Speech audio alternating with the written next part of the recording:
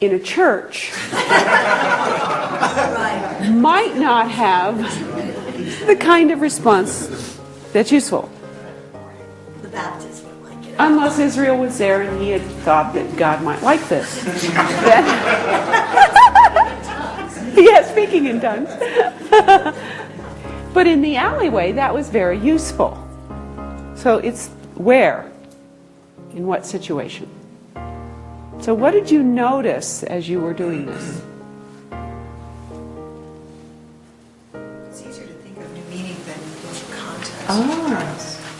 Mm-hmm. Well, good. Then the next exercise will be very fun. Yeah, I've even done it. Chris has done it. He did it just during this exercise. So you're in good company. You ready for the next exercise? Yeah. All right. We're going to stick with context a little while. And maybe this time it might be helpful to think in terms of space. Okay? This might make it easier. So if I'm over here, this behavior would be a good thing.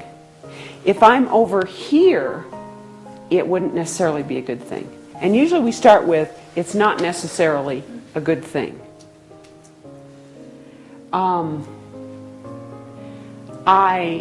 I scream too much. Okay, in church, that's not a good thing. Over here, it's a good thing. In the alley, it's a good thing. Okay? So that's one way to help yourselves with that. So we're going to do this again, real quickly, and just do it once. But then when you find a context, a situation in which the behavior would be useful, ask the part of the person who has that behavior, the part that's in charge of it, if it would like to be in charge of making sure that that behavior happens only in contexts similar to that. And get agreement with the unconscious mind to start seeing that. And then step into that context. Have the person step into it to see how that works. So let me demonstrate. Would someone like to take something, maybe they've already have a new context for it. In fact, that would be very useful. So someone who had a behavior in a context not useful, but one of you gave them an idea of a context in which it was, and you like that. So who has one? You better have some. You bet. Yes, you have one? Yeah. I'm too obnoxious. I'm too obnoxious. So in what context would that be useful? If someone was up giving a presentation and they needed to learn how to deal with hecklers, Excellent! Yeah, and I can tell by the look on your face that feels good. Yeah. So that's how you know which context fits the person most. If they go, well, you could, if you're too obnoxious, when you're playing with kids, you could be too obnoxious. They'd probably like that, and you kind of go, yeah, that's okay. But there's not a, yeah. But here, where there's someone trying to demonstrate how to handle hecklers, there's, yeah.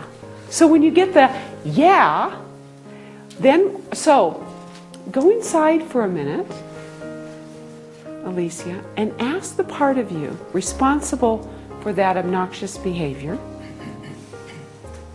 if it would be willing to be in charge of having that behavior only in situations like that, in which it's useful to someone.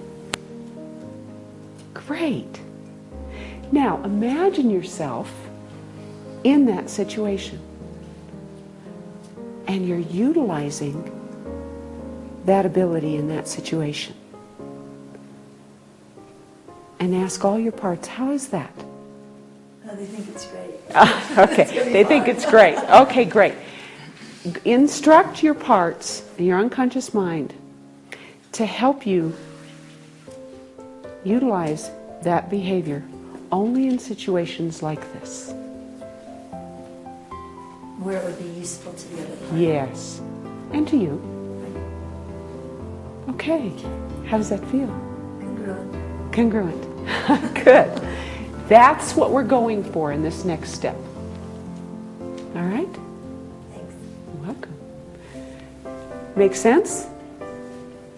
So get one contact reframe per person. Make sure it's full. So that's why you might have to try a couple. It's like with children, okay. She tipped her head a little, okay. In where she's helping someone deal with hecklers, yeah. So it's get the yeah. There was a book I picked up. I don't know which one it was because I read 6 at a time. But it had in it a statement. If it's not a resounding yes, then it's a no. Okay? I like that and I remember that. Okay. Go find the yeses. See you in... we noticed that you needed more time in that last one. Would you like more time in this one as well? Would you like 15 minutes instead of 10? Yes. Go. I do with my clients. You know, if they get more than one outcome changed, I have to double the... I can't wait to hear about this one. Are you willing to share what that was and how that happened? Well, no, it wasn't 3 different solutions. It was all 3 of us came to the same, wow, that's a great analogy. We understand it. That works for all 3 of us. Yeah, I understand. Oh, You okay. want to share what it is? Sure. I was going on about my issue, but the cheerleading and everything else at the other end of the phone when somebody's whining. And then we got an analogy about leading. Wait. So that, let me understand what the behavior was that you wanted to recontextualize. Behavior was being the cheerleader. When someone else is whining, you try and Keep it going, get them up, get them up. Yeah. Yeah. Let them feel connected, finally find the issue that they can talk about comfortably, so, they can feel connected, and then they get off the phone and they're happy. And I'm drained. Yeah. I'm tired. And I don't want to do it. And then when we begin to head into it and I'm not feeling resourceful, maybe, that night, it's like I'm resentful and irritated because I'm not taking care of myself. Okay, got it. So, the analogy we came up with, of course, is sometimes cheerleading is very good and optimism is very good and everything else, but what happens if you just let go? And then 2 analogies came up. One, a sled dog, the lead sled dog in Alaska, and it's out there, and if it doesn't get out of harness, at some point in time, it's going to collapse. So if you release the dog from the harness, and you let the dog kind of run along the side and pace itself, then if it wants to fall off the cliff, the sled and the other drivers want to fall off the cliff, that's their choice. You could be over here pacing it and not be taking care of everybody on the sled and then running yourself into it. And then the same thing with geese. You have a lead goose. Who then takes... Who periodically has to step back and somebody else has to step up to the front. So if you're not able to let go of the goose position or the top sled dog position, then you're really doing something that's not appropriate. Well, no one else So- has an opportunity to be. Yeah, nobody else has an Okay. opportunity. That's another thing that we don't think in terms like that. So I'm a little... how it fit this exercise. I mean, I see the usefulness of it. But so I'm going to reframe it a Okay. little bit and see if maybe this is what you were really doing. Okay. So you took the behavior of letting go because that's not been okay for you to let go of trying to change someone's state of being forward. And you found contexts in which it was really useful to let go. That's true. Okay. Yes. Yes.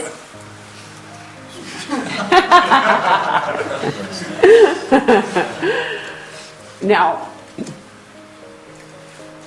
if you took the behavior being a cheerleader all the time and you wanted to change the context, was that what you were doing? Kind of happened too. Okay, all right, great. But what you're really trying to say, well, it's not okay to let go in this context. Here are the contexts in which it is okay to let go. Okay. Yeah. All right. Gotcha. One of the things about context reframes is the where changes. So you have the same behavior. Behavior doesn't change. What we're trying to do is where It's appropriate. it's appropriate. And noticing what it does. So in a context of trying to cheer someone up, maybe you thought that letting go wasn't okay. To let go of control there was not okay. But letting go of control when you're the lead sled dog and need rest, that's a good place to let go. Letting go if you're the head goose in a phalanx, is that how you... A phalanx is a good thing. To give someone else experience, also to rest. There's a context reframe. Where? Will that work as well if it's the sled dog or the goose, because then it's not her? Like, could she... Depends on her response. Again, notice the response. If she goes, yeah, Yeah, and we all three did. so all three went, Oh. yeah, I could Okay, see it. got I could see it, yeah. Control for at least two. So of it's us. about the response. So how would you do the part of that exercise where you're asking? So so did you do that? The next part? Oh, no, they didn't. So let's do it right now. So if the part of you that has to keep pushing, if you could ask it, is it okay in situations where I need to rest and someone else needs the opportunity to take that lead, would you be responsible for having me let go in those situations?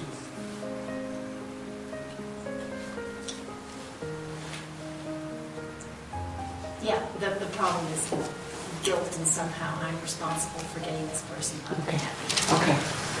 So that is another part, and that's the reason for that behavior, and that needs to be taken care of. Yeah. And that's where we need to go back here, don't we? And get to the interest behind that guilt. Yeah. Okay. So where you've got a big positive intention behind a behavior, this is not always going to cause a shift. It might cause awareness. Like what I get from you is that there's an awareness of a possibility, a new possibility here. Right. The intention has still not been met. All right? But that's okay. We're not doing that right now. What we're doing is helping you understand what happens in the mind and to yourself when you offer new places for this behavior. How might it be useful to offer new places for a behavior to be appropriate? How might it be helpful to you or to others? Oliver. It gives them a context where it doesn't, okay, they see where it can be appropriate, and that kind of helps them to see where it's not. Yes. You know, and then gravitates them more towards situations where... They tend to gravitate more towards the new possibility. That is true. With Blair, I mean, you could definitely see the aha there, because he just didn't think that stubbornness was useful. And Dana and I came up with a couple situations where he was like, wow, that does feel good. You know? So did that for you, Blair, take away some of the blame and judgment you put on yourself for being stubborn? I think I had a lot of negative connotations to the word itself. Right. But when they put it in a frame that I could understand, that it kind of went, it was really like, oh, I've never thought of it that way. Right. Like, wow, that's, in certain contexts, you don't want new info. Like sometimes, a lot of times, most times I think, you want to change as new information comes in, be able to adapt. But in certain situations, if you don't alter that and you have a certain way you want to be and you're stubborn to keep that way, then that was kind of like, yeah, that was cool. Right. Where stubbornness could be really valuable. Yeah. And notice his voice tone change. Yeah. So what it tends to do is take that labeling and judgment off and broaden the possibilities again.